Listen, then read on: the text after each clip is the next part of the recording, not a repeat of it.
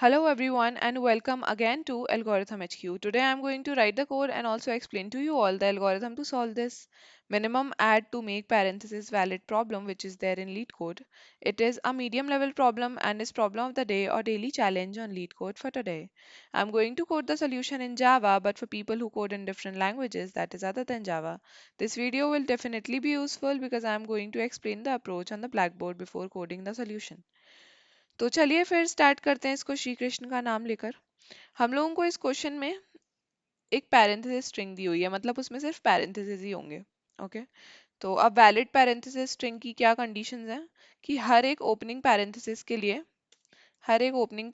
के लिए उसको फॉलो करे क्लोजिंग पैरेंथेसिस, है ना। ऐसा भी हो सकता है कि एक साथ दो ओपनिंग पैरेंथेसिस आए और उसके बाद दो क्लोजिंग आए, पर हर एक ओपनिंग पैरेंथेसिस के लिए उसके बाद एक क्लोजिंग पैरेंथेसिस एग्जिस्ट करना चाहिए, तो फिर वो एक वैलिड स्ट्रिंग होगी।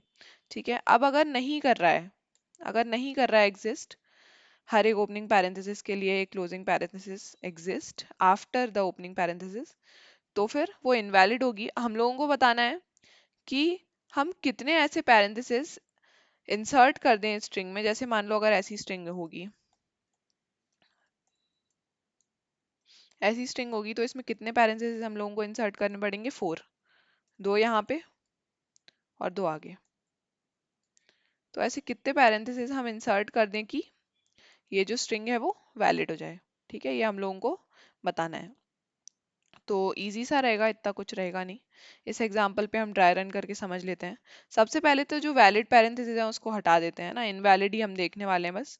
तो वैलिड कैसे हटाएंगे? हम एक्चुअली यहाँ पे दो वेरिएबल्स लेंगे, एक का नाम लेंगे ओपन जो कि इनिशियली जीरो रहेगा और दूसरे का नाम लेंगे क्लोज्ड, वो भी जीरो रहेगा। ओके, तो ओपन जीरो क्लोज जीरो। तो यहाँ पे ओपन और क्लोज्ड क्या रिप्रेजेंट करेगा? दोनों ही अनबैलेंस्ड पैरेंथेसिस। ठीक है, ओपन अनबैलेंस्ड और क्लोज्ड अनबैलेंस्ड पैरेंथेसिस। जैसे अभी यहाँ पे एक ओपन पैरेंथेसिस आया, ठीक है, यहाँ पे सबसे पहले एक ओपन पैरेंथेसिस आया तो हमने ओपन को 0 से 1 कर दिया।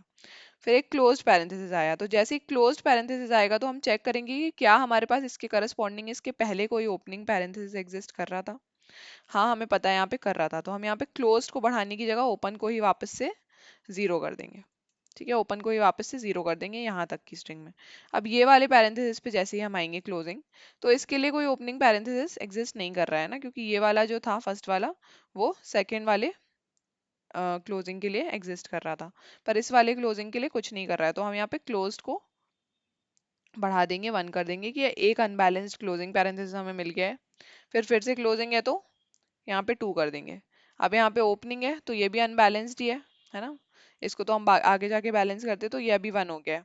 फिर यहाँ पे फिर से ओपनिंग है तो यहाँ पे 2 हो गया है। तो हमारे पास दो ओपन अनबैलेंस्ड पैरेंथेसिस हैं और दो क्लोज्ड अनबैलेंस्ड पैरेंथेसिस हैं। तो हर एक ओपन के लिए हमें हर एक एक क्लोज ऐड करना पड़ेगा। इन दोनों ओपन के लिए एक एक यहाँ पे क्लोजिंग पैरेंथेसिस ऐड करना पड़ेगा, और हर क्लोजिंग के लिए हमें एक एक ओपन यहाँ पे दो ओपन पैरेंथेसिस ऐड करने पड़ेंगे। तो टोटल पैरेंथेसिस हमें कितने ऐड करने पड़े? Unbalanced close plus unbalanced open parenthesis हो गए, यानी कि 4। तो बहुत सिंपल सा कोड रहेगा इसका, लिख लेते हैं। Open is equals to 0, closed is equals to 0, दोनों रिप्रेजेंट कर रहे हैं unbalanced open and closed parenthesis. Okay, अब यहाँ पे करते हैं character c in s dot to char array. Okay, अगर हमारा जो सी है वो ओपनिंग पैरेंथेसिस है, अगर वो ओपनिंग पैरेंथेसिस है तो यहाँ पे हम कर देंगे open plus equals to 1। Okay, और नहीं तो अगर क्लोजिंग पैरेंथेसिस है तो हम चेक करेंगे कि क्या हमारे पास ओपन एग्जिस्ट कर रहा है, यानी कि 0 से ज़्यादा है। 0 से ज़्यादा है तो हम क्या करेंगे? ओपन को डिक्रीमेंट कर देंगे, और नहीं तो फिर क्लोज्ड में एक बढ़ा देंगे कि ये एक अनबैलेंस्ड क्लोज्ड हमें मिल गया है। ओके, और लास्ट में हम रिटर्न कर देंगे ओपन प्लस क्लोज्ड, है ना, दोनों को बैलेंस करना रहेगा। रन करके देख लेते हैं एक बार। ओके, तो सैम्पल टेस्ट केसेस पास हो रहे हैं, सबमिट करके देख लेते हैं। और कोड सक्सेसफुली सबमिट भी हो गया है। इस सॉल्यूशन की टाइम कॉम्प्लेक्सिटी होगी O ऑफ n, और n यहाँ पे स्ट्रिंग की लेंथ है। Okay, O of n where n is equal to length of the string. Okay, but जाने से पहले please do not forget to like the video and subscribe to my channel if you haven't already. Also do tell me my improvement points in the comment section. That's it for the video. Radhe Radhe.